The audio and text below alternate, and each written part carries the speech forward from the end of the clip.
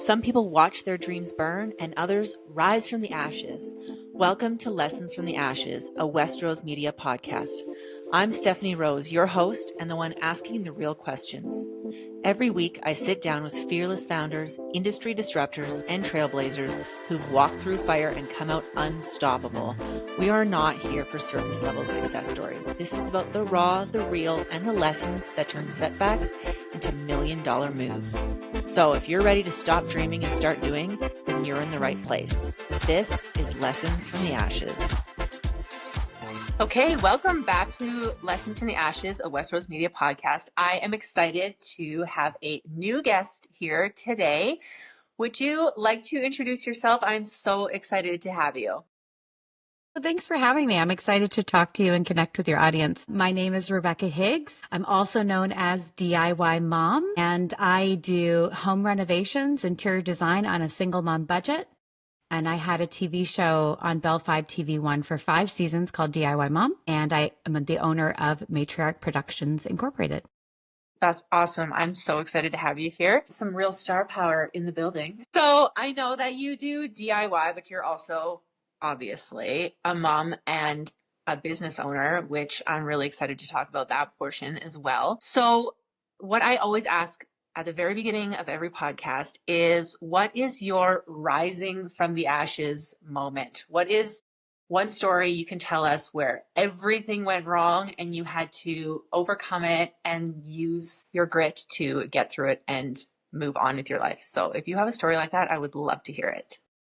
Yeah, I think that my big turning point and the start of DIY Mom was really when I became a single mom. So that was an unexpected pregnancy. I was away from home. I was living in Toronto at the time, and I was trying to make it work as a musician and a waitress. And then I got pregnant. And so I really had to pivot after I had this baby through a series of events, which I can look back and be grateful for now, but they were very painful at the time. I was able to move back to Nova Scotia and start over again. And when I got back to Nova Scotia, I was like, okay, what am I going to do with my life now? I was a musician for the last decade of my life. Now I have this little baby. I can't be sleeping on floors. I can't be traveling all over the world anymore. How am I going to pivot and start a new career? And as an artistic individual that has a very difficult time working for anybody else, I think it's probably a product of my ADHD and my childhood trauma. But I was like, am I gonna open up my own like vintage store, or am I like gonna work in the film and television industry? What am I gonna do? I had a friend that by coincidence had slept on my couch for a couple of months in Toronto. He owed me a favor and he was like, Rebekah, you don't have any work right now. Why don't you come down to Ag Films and be my casting assistant for the day? I'll give you $100. So I went down there and I was his assistant for the day. And at the end of the day, he said, you're the best casting assistant I've ever had. Here's $150. And then I met the owners of Ag, and she found out that I could speak French. And she was like, why don't you come back tomorrow and make some phone calls for me for a McDonald's commercial, and I'll pay you $250.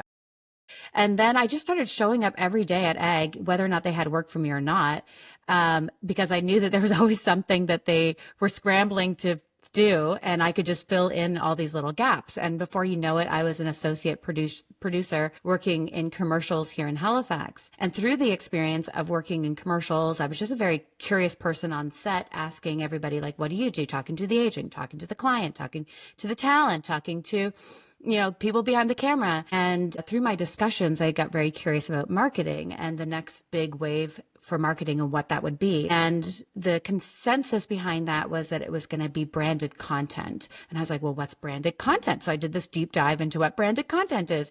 And that's before we really had influencer marketing as we know it today. So that got me thinking, okay, well, what would my brand be if I was going to create my own brand and, build something that, would be solely reliant on me for its success, and therefore I could take it as far as I wanted it to take. And I came up with this idea of DIY Mom. So thinking about myself as a single mother doing it herself, but also my background as an indie musician. And we were always like DIY. That was like the term that we always used. And we were like silk screening our posters and making our own homemade merch and stuff. And so DIY was something that we constantly used. It was a turn of phrase that we liked to use.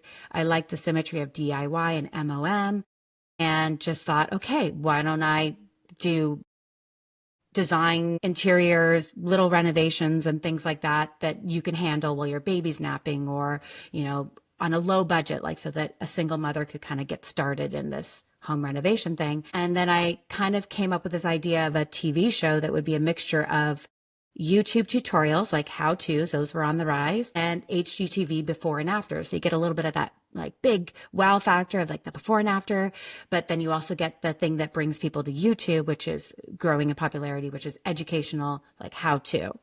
So I came up with this sort of format for a TV show, and Belle came and asked me, through a series of other things that happened, do you want to do your DIY mom show for Belle? And I said, yes. So I took that opportunity, a very low budget access TV show, but took that to leverage what I could do to make my life better, to improve the situation for myself and my daughter.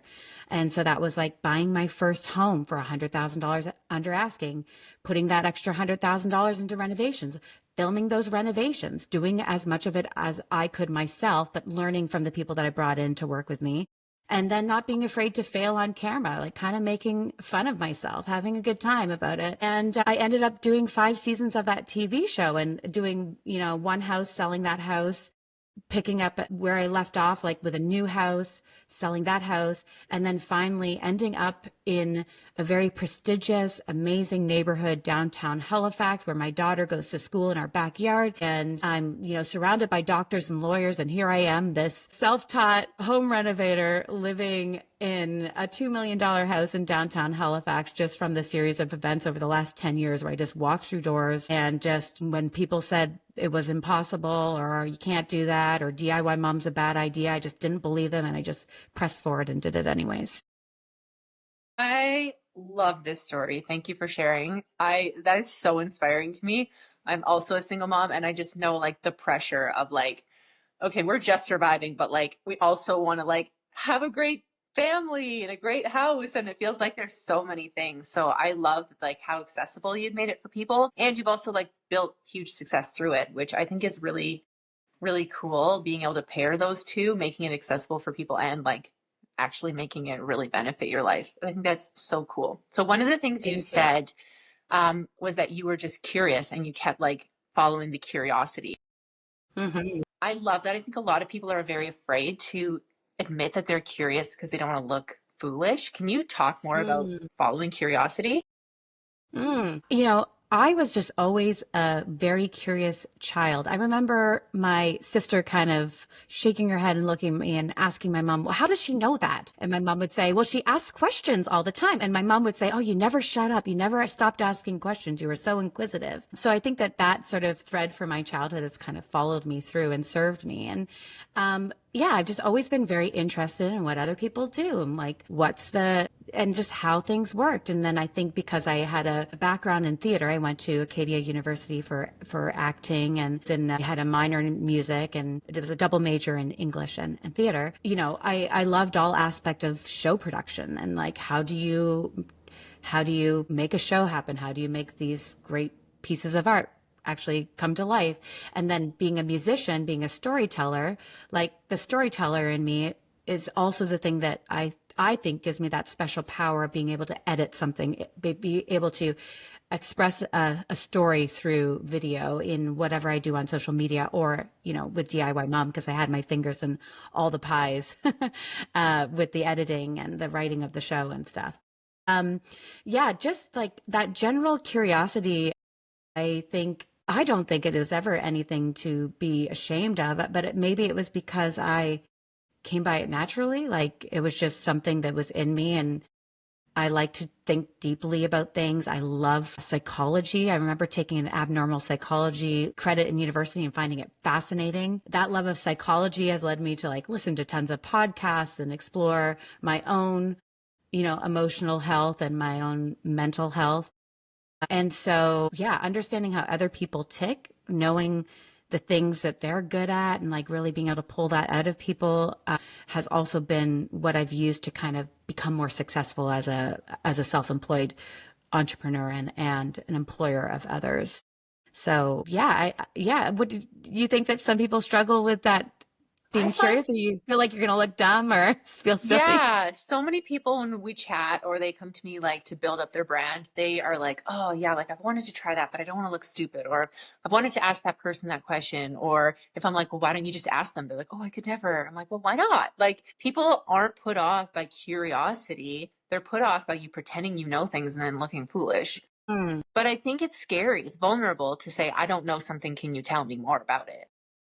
Yeah, from my experience, I think people love like when you ask them to educate you more about something, or like that gives them the opportunity to talk about themselves. Like, this is great. I love that. You know, it's like just the same skill of going on a first date. If you ask the other person lots of questions, they had a great time. They think that Yeah. was the best date they've ever been on. um, yeah, so I definitely got into trouble a few times with my curiosity. I would be told like, oh, you're not supposed to go talk to the client. Like, you're not supposed to talk to the agent. You know, you're below the line, you stay below the line.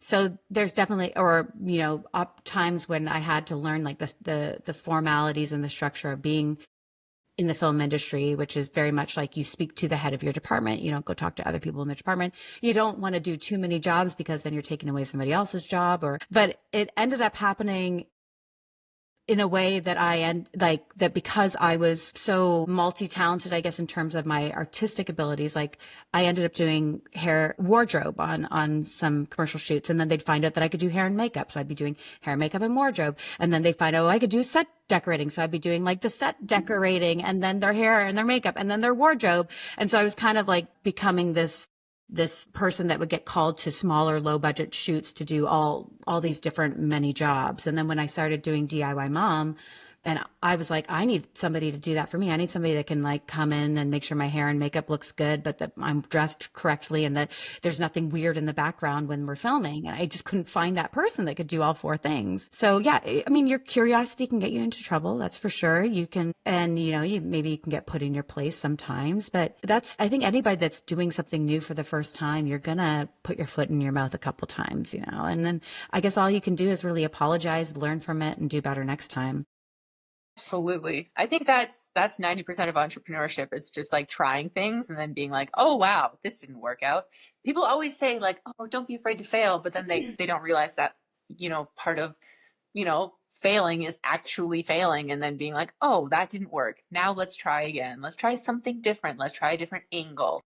I think people they get scared once they've had one failure, and then it's really hard for them to like rally, especially if they're an entrepreneur and they're like working by themselves, like doing the majority of it like on their own.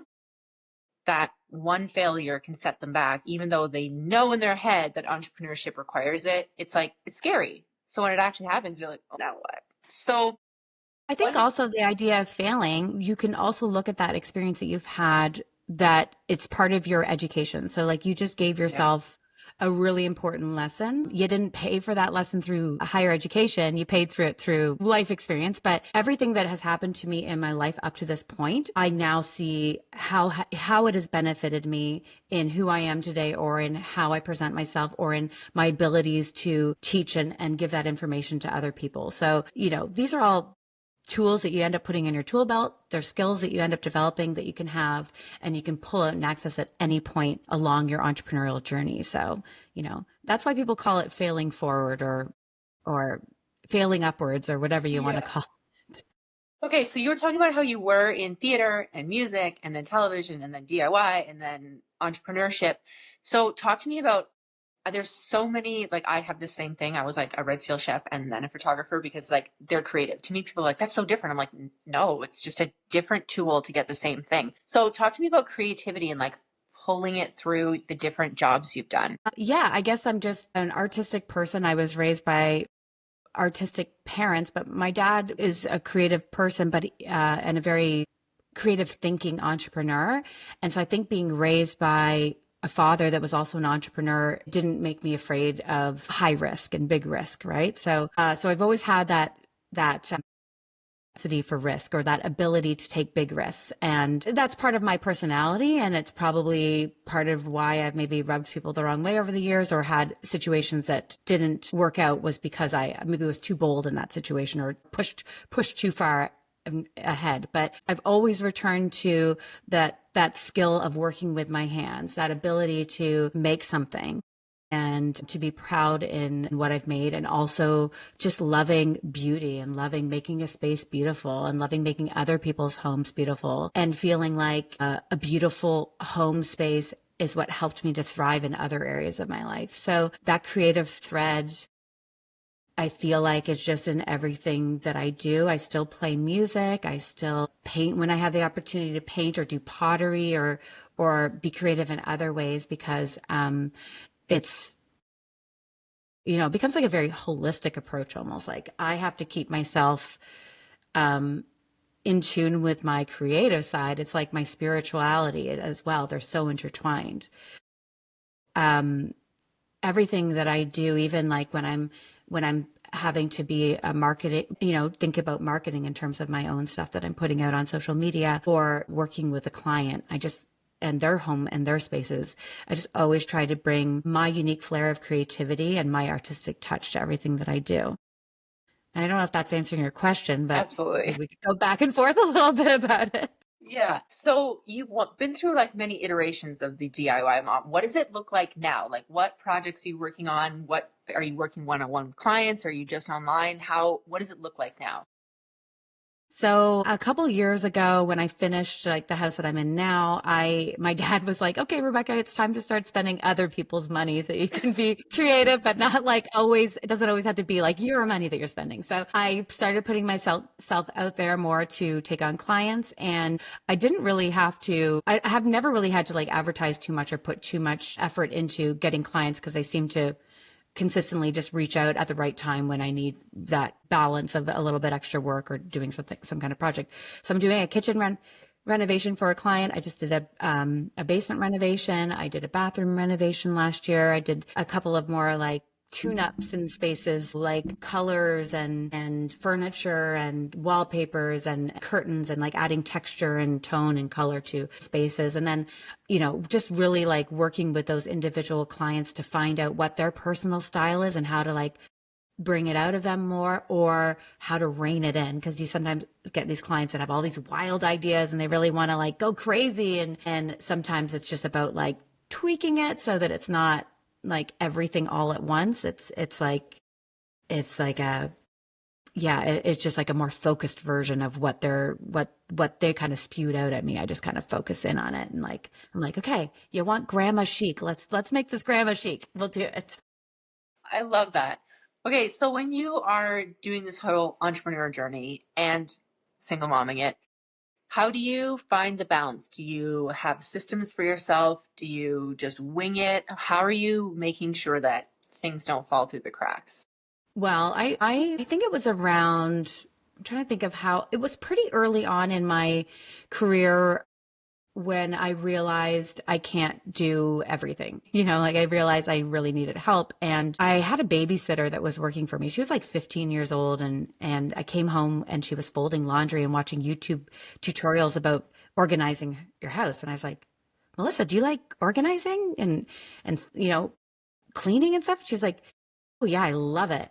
And I was like, "Well, why don't you come when Lennon's not home and help me around the house with organizing my house?" And so she started coming and doing just organizing things, organizing all my kitchen drawers, organizing all my clothes, organizing just my house, and kind of pulling that all into place. And then as I got to know her, I understood that she was actually good with numbers and she could keep track of my receipts. And so she started doing a little bookkeeping, and she worked with me for so many years, like always in the summer times. And then she was willing to do anything. Like she'd be doing some landscaping, she'd be doing some painting. And so over the years, I found young women that are looking for a job, maybe something that's a little bit more creative, maybe something that's not the same every day. And they need job experience and they need a little bit of mentorship. And I've hired many of these women over the years, for short terms or for longer terms. And they've really helped me to offload some of that stuff that other people could do just as well as me, so that I could have more brain power to do the creative stuff that only I can do. And so right now I have 3 girls that are in second year university at Dal that could not find any kind of part-time employment. And so they all come a couple hours a week and just just help me out. And that's what I was talking about a little earlier about understanding psychology of people and pulling out what's best in them, because you get to know these kids or these young women, and you find out pretty fast, like the skills that they have. And then I would just like give them more of that thing to do. Be like, oh, you're really good at this thing. Let's get you to focus in on that thing. And then as they sort of get comfortable with me and they start to say like other things they're passionate about or things that they like to do, then I can give them those things to do. So, it's partly, I am passionate about mentoring other women. So this is a great way for me to do it, but also be greatly assisted and helped along my journey and make my life so much easier as a single mom by offloading those things to other girls. Yeah. I love that. So when you were talking earlier about being like in the film industry and then, bringing the mix of YouTube and HGTV together into your own show, I really love that. How does that affect how you do social media now? Like, do you feel like you have like an amazing leg up on everyone else because you have all this background experience, or do you feel like it's new to you? Like, talk to me about how your social media, like, how do you manage it? Yeah, the social media thing is I find trickier and trickier because I find that I don't have the same like interest in it as I used to, but yet it's such like a driving force behind what makes money for me. So it brings in a lot of branded content contracts, which is a third of my income. So I really do rely on that. But yeah, like having to post and to keep up with trends and stuff, it's not really my forte or something I'm particularly interested in. So I don't really focus on posting trendy things, or I usually just share about things that are working for me or my day-to-day life or stuff behind the scenes that I'm working on. And then when I have a project that's finished, I summarize it into a reel and I share that on my social media. Or if for instance, where I'm building a new house right now, I'm doing something for the first time that I've never done before. So I bought a sort of a tear down spot on a really good lot close to the neighborhood I'm in now. And so I had to go through the whole process of learning how to apply for a permit to do demolition and tear down a house and start from scratch. And so I made some reels about that process. And then now that I'm getting into like the permitting process and getting the approvals for our building, and then I'm going to start with excavating and foundations. Like I will share as I go on that journey. I'll share like clips and things about that. And then if I have things that are going on in my life or things I want to celebrate in my career, like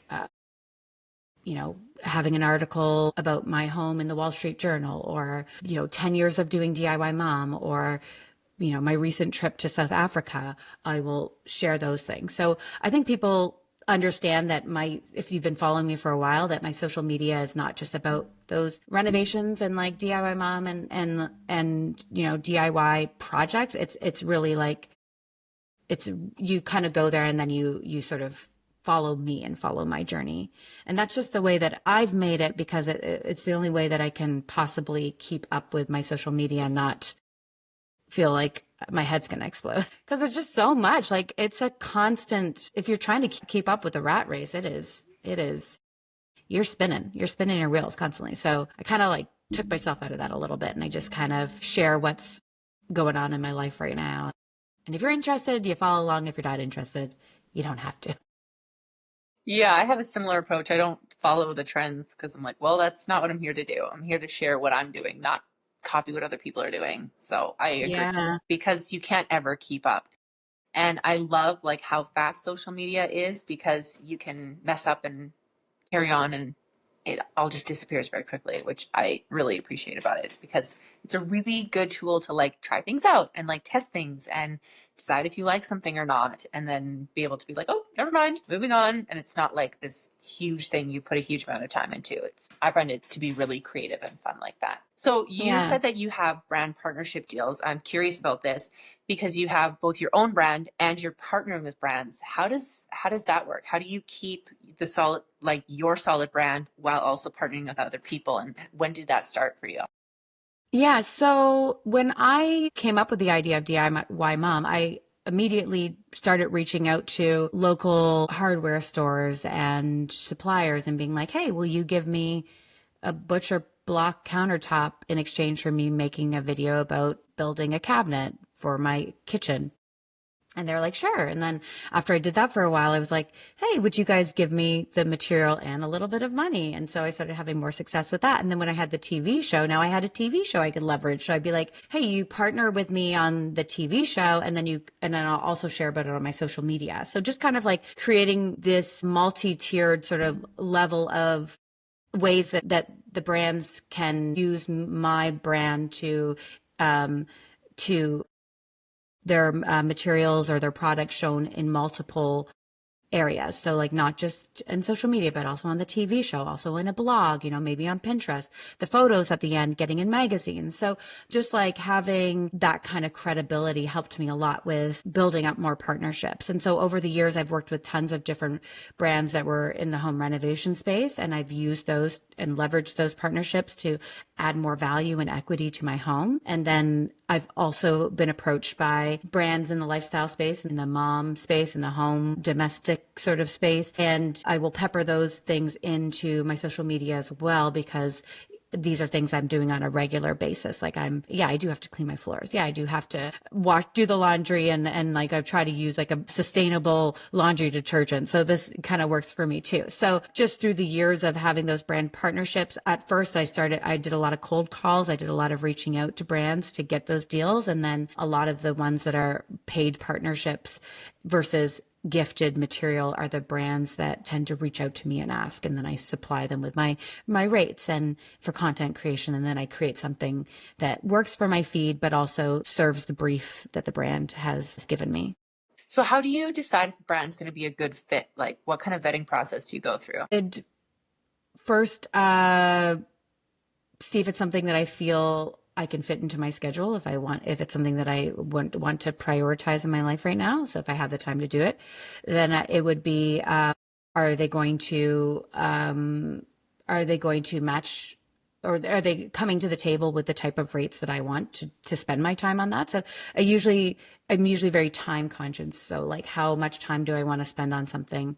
And then I've been fortunate enough that I haven't had a ton of like super unethical requests. So it's like I haven't had to like really filter out brands that I felt like were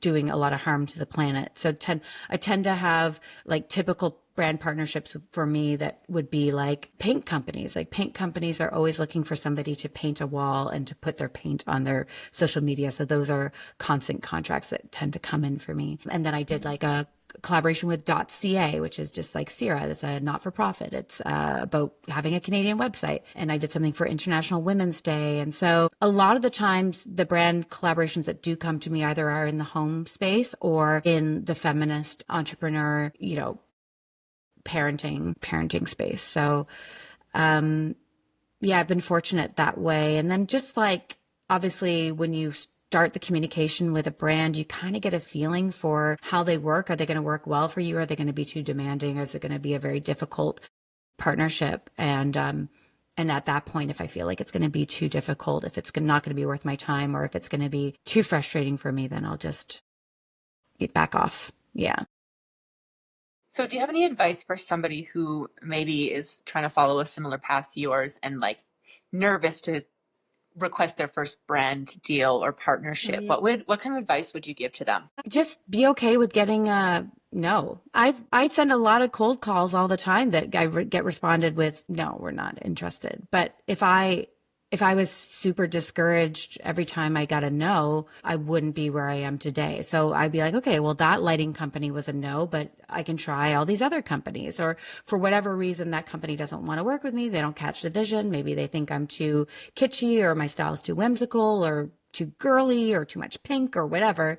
And I just move on. I'll just go down the list. So just like building that dream list, and then starting to reach out to people. And sometimes I'll reach out to them first through social media so that they can click on me and see, the kind of following that I have, the type of engagement that I'm getting, the type of stuff that I post, and a little bit about my aesthetic, and maybe get excited about it. And then they respond, oh yes, please email this person. And just trying to get like a name of a person instead of like a general email. So, if you're clicking on somebody's social media page and hitting that email button, you might be going into just like a mass server you're going to get an automatic response that's like, you're not really getting to the department that you need to be talking to. So you need to be talking to marketing. You need to be talking to the social media person. You need to be talking to the people that have the vision for social media, because not every brand and every company sees social media as a good advertising opportunity for them. There's still a lot of them that aren't in that space. And I've also had a lot of luck with first time people that have never worked in social media before that are local. So going to like local retailers, local distributors, and meeting them face to face and sharing a little bit about what I do, my journey, how I got to doing this thing, and saying, hey, I have a great idea of a collaboration that we could do together. Are you interested? And so, yeah, I would just say like, try local first. And don't go after any like big names or big brands. Just start with like some cool local company that you're interested in or passionate about. See if you can meet the right person, and then, yeah, and then create like a pitch or a collaboration idea. And just like you were sharing, on your podcast a couple of weeks ago about using AI, like you can ask ChatGPT how to write a cold pitch, like how to pitch myself, right? So, yeah. That's awesome. Okay, so what is like the vision of where DIY Mom is going? Like you've had quite a lot of iterations of it and it's changed quite a bit. So what is like the, 5 year from now goal or forecast or plan? Or is there one? So right now I am one house away from being mortgage free. So when I sell this house and I move into my next house, I am going to be mortgage free. And I think when I get to that point, I'll have a lot more options, a lot more flexibility in what I want to do with my life and like the next chapter of my life. The next house that I'm building, I'm doing it with my partner who's an architect, and he's got a completely different aesthetic than me. So it's going to be a real collaboration and a compromise to like of what this house is going to look like. So I would love to, when I look at like the big picture of how I want to spend my time and how I want to spend my money and like and where I want my income to be, I would love to be, in a space where I can give more money away. So I think about like, I drew kind of a wheel of what I imagine like my financial sort of health to look like, and like getting to that goal. And I really want 25% of my income to go to future investments, dreaming, growing big, doing other things, 50% for sustaining, and like 25% for giving away. And so like being able to give away more money, and then also be able to do more work that's unpaid work that I'm just passionate about. So like I was in South Africa for 2 weeks in March, teaching young adults over there basically how to do what I do. So like video content, marketing. And this is a school of leadership and vocational disciplines. And so while I was there, I was like filming what they do at the school and cutting together videos for them to use to bring in more funding, and so that they can build up the other aspects of their business that they want to do, like a shop, and create local entrepreneurial sort of businesses within the school that can keep the school going. And so just having more involvement with something like that would be great. I'm also very passionate about helping other single mothers, especially women who are fleeing domestic and intimate partner violence. So being able to be more involved in that kind of activism work would be interesting to me. So I would love like just the DIY mom thing to sustain itself, or if like, social media is so volatile, like you never know where it's going to go. Like, am I going to be getting brand deals next year? I don't know. Like I can only plan like 3 months in advance. So I also want to have like a strong backup plan for when AI takes over social media and I become, no longer valuable. So getting like mortgage free and having that freedom of finances, I think it's going to open up a lot more doors for me just to be creative and to explore other avenues for my creativity, whether it's in home design and building other people's houses and working with clients, or if it's a completely other thing I don't know yet. Yeah. That's really cool. I love that. I also feel like the dreams that I'm going towards, I'm like, I want to be able to do whatever I want. Like I want to be able to help people or give away money or be able to like solve a problem with my time and my money and not have to be like, oh, I can't because of blank, but it's definitely like a Mhm. futurescapes thing. So when you said that you're going to be building a new house with your partner, what is that like, having to like share the collaboration now all of a sudden? Yeah. Well, he teaches architecture. Like he knows so much more than me in some ways. So I really respect his perspective and his ideas. And even when we first started dating, he said to me, wow, you have really great instincts for somebody that's never been educated in this field. When I wanted to do a mid-century modern house, I ordered a bunch of books on Amazon and I studied mid-century modern architecture. And so, yeah, like same thing. I'm just curious. I was curious about architecture when I'm living in a traditional home right now. So I did a lot of like exploring about traditional home and craftsman style building because I wanted the house to reflect like that craftsman style. I didn't want to take away from like the original what thought behind the home and the way that it was built. So it was built in 1922 as a craftsman style design. So I wasn't going to like plunk a big modern thing into it. I was going to try to stay within the era of the house. So now building from scratch, you can do whatever you want. Like obviously he would love to do something that's totally modern, but I said it was important for me to make something that fits in with the aesthetic of the neighborhood, something that feels still like it's part of a historic town like Halifax is. Mm-hmm. Part of the reasons why I picked the color that I did for the exterior of my house, I have a pink house, is because I love that East Coast charm. When you look around Halifax and you see all these brightly colored homes, that adds to the charm of Halifax. And so I did express to him, like, I want something that fits in with the neighborhood. So trying to find that balance between what fits in with the neighborhood, what fits on that lot. It's a long and skinny lot, and what he likes. Yeah, it is a juggling act, but we settled on, we both like brick. We like a brick exterior. We like a mansard roof, which is a very traditional style roof. It's like where you see the roof in the front of the house, and there's windows kind of coming out at the front. There's a lot of those houses around Halifax. I feel like it fits into Halifax.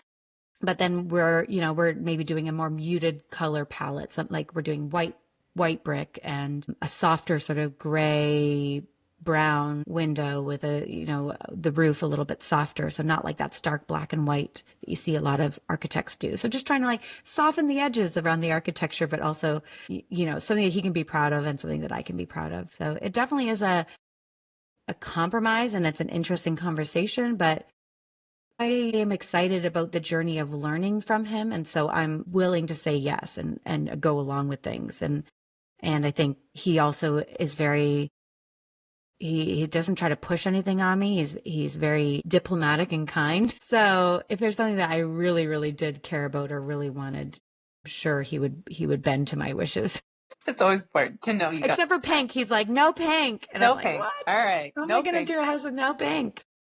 Yeah, I am in the process of not building a new home, changing up the home that I bought and my partner is moving into. And so we're discussing design choices and we have very different aesthetics. So I think it will be very interesting to see how it ends up looking. I think it will Yeah. be a learning curve I for think sure. like, yeah, just like finding those commonalities would be great because you don't want it to be a weird mishmash of two styles that are not working together. You do want the styles to kind of come and work together. So finding those things that you both like, okay, yeah, we both love plants. Oh, we both love, I don't know, wallpaper or blue or green or whatever it is that you both have like, and then putting those things into the home and into your design without maybe just finding like if one person likes clean lines and one person likes traditional, finding that a little bit of a balance. But yeah, kind of amalgamating your two styles can be a great way to come up with like a fresh look and a fresh style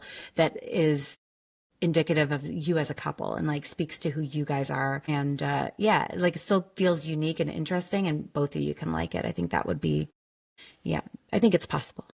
I think so too. She'll be interesting. Should be fun. I'm excited for it. Okay, so if you could like go back in time and give like 10 years ago you, 15, 20 years ago you some advice, what would you say to her? Well, I made a lot of mistakes in my 20s that I regret, that I have, I wish that they had gone differently. And some of those mistakes were because I had undiagnosed ADHD and I was self-sabotaging and I was choosing to make my life more dramatic, to make life interesting. So I was just like throw a wrench in the situation every once in a while just to like spice things up. So I think like if I had figured that out a little earlier, that would have been great. Like, who knows what would have happened in my 20s if I had been diagnosed with my ADHD earlier and been medicated for it or found a healthy way to treat it. And then I think, not like working with brands or agents or managers because, oh, I thought they were cool or because they worked with a band that I thought was cool, but like actually finding the people that really cared about me and really believed in me and were going to be champions of me. And so I think that the people that I chose to come alongside me during those times ended up being really harmful to me. And I'm talking about like business partners, but also romantic partners. Like I just was choosing bad relationships that were holding me back in many ways. So I think I would tell her to stay away from handsome, tall men. Go for the quiet, sweet feminist guy. I would say, the alcohol is going to kill you. You don't need to drink that much. Yeah. And be nicer to yourself. I think that's what I would say. That's really good advice. Yeah, a lot of parallels for my younger self as well. Be nicer. Just being attracted. Like I tell my daughter all the time, like, when she had crushes on boys right away, she in preschool, she was just like, and she'd come home and she'd be like, oh, mom, this boy, like in her preschool. And I'm like, what do you, she's like, why? I'm like, why do you like him? Like, what is the thing? She goes, oh, you know why. She'd say this to me, like, and then she'd be like that he was cute. And I would say to her, Lennon, no, you can't go for the guys that just because they're good looking. Then they'll think that being good looking is all they need to get through life. That's it. They'll get girls their whole life just because they're good looking.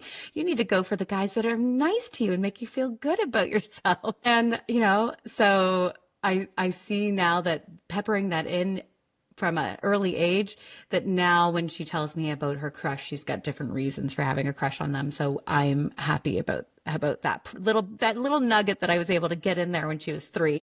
Good. Yeah. I love that. Mine are too young for that stage, but yeah, only one has had a crush so far, and she was very, very excited about it. So that's been pretty. I was never like that when I was little. I didn't. Oh, me neither. I was too distracted by life and creativity and adventures and stuff to even think about who I had a crush on. That didn't come till feel like I was quite a late bloomer. So having a child that's like just so wound that way from an early age, it's just completely different for me. Oh, yes, raising kids in general. So if your daughter then wanted to be an entrepreneur, what kind of advice would you give to her? Yeah, I mean, I think she'll definitely probably be an entrepreneur. She'll probably follow my footsteps. I am happy for her to take risks and to be her own boss. But I also tell her it's a lot of hard work and you can't be lazy and you need to make it happen. And like the make it happen mantra was what I grew up with my parents. And it's what I try to instill in her every day. And that is that you cannot wait for somebody else to make your dreams happen for you. You cannot wait for somebody to come and pluck you out and say, oh, you're a star, I'm going to put you on the screen, or hand you your dreams. Nobody else cares about your career, your art, the way that you care about it. And if you care about it, then you have to make it happen. So don't sit on your butt. You got to pound the pavement. You got to work hard. And all of like the jobs that I had, even as a teenager, I was like painting houses. I was dishwashing. I was babysitting. All the things that I did from an early age instilled in me that work ethic. And if you don't have that work ethic or, a slight workaholic addiction, it's going to be hard to be a successful entrepreneur. So just trying to instill in her that like passion for hard work and the excitement around doing it yourself at an early age, I hope will serve her well if she wants to be an entrepreneur when she's older. I love that. Yeah, I think there's been a lot, online about how people are like, oh, I'm just on the beach and not working and I'm making all this money. And I think it's really given a lot of people a false sense of what the world is like and also how much enjoyment they'll get out of their job or what they're doing. I think a lot of the people who think that they're going to be able to just sit on a beach and work remote, they're not actually following a passion that they feel super strongly about because they're not actually fighting for it. They're just doing the work to be able to get that lifestyle. Yeah, it's amazing how many kids, when you ask them what they want to be when they grow up, they'll say an influencer. Like that's a job. I'm like, that's not a job. That's just something that you fall into because you had a passion that was like interesting, like being an influencer or what people maybe call an influencer now can feel very like dead air, like nothing interesting about that person or interesting going on. That's just not sustainable in the long run. So yeah, like if you want to be sitting on a beach and working remotely, that is totally possible, but you have to have a really strong passion that you were able to get successful from and a really great way of delegating and a team that's behind you to make all that stuff happen. And so in order to get that team, you have to build relationships, and it takes 20 years to build relationships. So start like healthy relationships now, start at any age, and build confidence in for other people in you. Like make sure that other people feel confident about your skills and what you're bringing to the table so that they can champion you and support you in your journey. And that's how you're going to get to the beach. I love that. Yes, agreed. That is how you get to the beach. And also entrepreneurs don't want to sit on the beach all day anyways. They got things to do. They got an internal motor that never quits. The ones that I know. Exactly. Yeah, But they get bored pretty quick about reading a book on the beach. That's good for about an hour, and then yeah.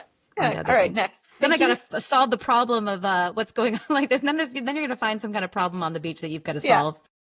Yeah. It's either like there's too much sun, there's no shade, or there's too much seaweed on this beach, or who knows? But yeah.